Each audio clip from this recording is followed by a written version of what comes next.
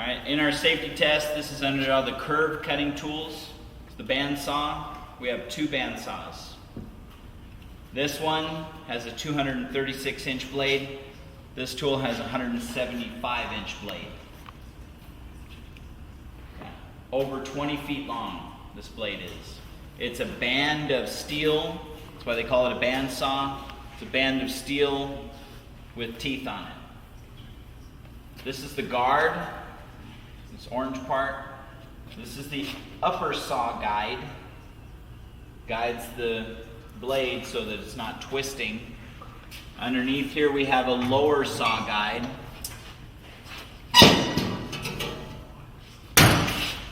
Lower saw guide, and we have the dust collector. The upper and the lower saw guides look identical. The upper saw guide is adjusted to the thickness of your wood. If you have a piece of wood that is 1 inch thick, then you adjust this. That's one of the first things we have to do when we're ready to use the bandsaw, is adjust the upper saw guide and the guards attached to that. So if we're going to be working with this piece of cherry, do we need the blade up that high or the guide up that high? No. Too much of the blade's exposed. So on the safety test, it says we need to set the upper saw guide how close? Okay. Is that a 1/4 inch? About. Okay. Do we need to measure it? What does a 1/4 inch look like again? Thickness of a pencil. So you can generally tell. And actually on the safety test it says a 1/4 inch or less. So it could be less than a 1/4 inch. Let me bump this down a little bit. It could be very close, but we don't want it binding up and stopping our cut. Bandsaw is used for cutting curves. This piece of wood here, if I wanted it to be the decorative piece underneath a dresser or the decorative piece on a table, instead of being just straight and boring, I could make a template and do a curved piece that came up like this and down in the middle, and it came up like this and down in the middle, something like that, something decorative. That's what we would use the bandsaw for. Obviously I just drew this by hand. You'd make a template so that it was really accurate. Both sides would be identical. This is a curve cutting tool. Can we cut straight lines on it? Yeah. It's not very good at it. Not very good at it. This bandsaw has a 1 inch blade. 1 inch is the depth of the blade. The thickness of the blade is less than a 1/16, about just a tiny bit under a 1/16 of an inch. That one is about 3/32. It's really a thin blade. Cutting curves. We cut curves, we plan ahead. We're planning for maximum forward feed, minimum backing up. We do not want to have to back up this tool. The bandsaw has a saw guide that will keep the blade on track when you're pushing. If you back up, there's nothing holding the bandsaw on the wheels. So we'll take a look at the wheels so you understand. There's no guide because what's on the front of the blade? Teeth. Yeah, a lot of teeth. Here, there's the upper saw guide. There's nothing keeping the blade from pulling. If you pull backwards on a piece of wood, there's nothing keeping that blade from coming off the wheels. Everybody's riding a bike.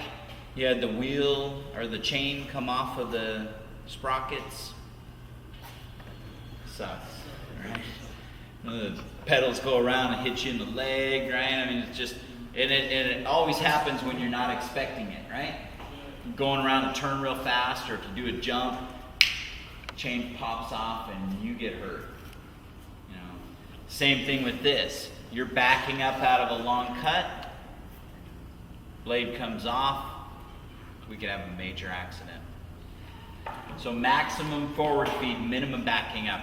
What if we have to back up? If you just can't help it, you didn't plan ahead necessarily, and you just made a mistake and you have to back up. What can you do? Stop the machine. Let it come to a dead stop. Then back out safely. Right now, if I pull back on this blade, it's not going to go anywhere. Same thing with your bike. If you're not pedaling, can the chain come off? No, not really. You have to, usually it comes off when you're pedaling and, you know, something jumps and pops off. Okay, so if this blade's at a dead stop, it's not going to come off the wheels.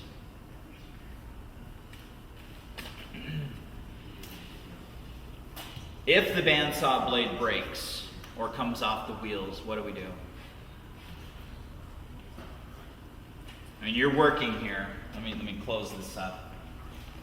We're going to put the saw guide back down where it's supposed to be. 1/4 inch above the wood, locked in place. Okay. If this breaks, what do you do? Turn it off. Yeah, you need to get back. If it's safe, you're not going to get in danger coming over and turning it off. You need to turn it off immediately. If you can't turn it off here, where can we turn it off? Emergency shut-off switch. Front of the classroom, behind the tool room door. Very easy to get to. If somebody hears this break and you see that the person can't get to it, turn off the power. Okay. We need to have the power shut off. It's better to turn it off here, though. Why is it better to turn it off here? Not only, the emergency shutoff will turn off everything in the room, but what does this machine have when you push the stop button? It has an electric brake.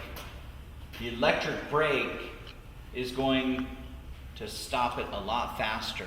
If we turn off all power to the room, is the electric brake going to be able to work? No. So the machine will keep spinning.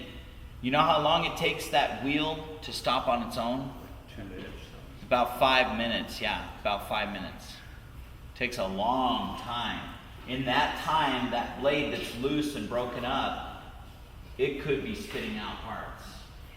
So it's really, really important. If it's safe to turn it off here, this is the best place. The best place to turn it off. But first you need to get back and get yourself into a safe place. Usually when the blade breaks, it comes out this way. But it could curve in and hit the table and come out that way. And that's right towards that stop switch. So make sure you don't get yourself in a dangerous place. Do we use a push stick on the bandsaw? Yeah, absolutely. Use a push stick any time that you need to apply pressure close to the blade. So we're going to do an outside curve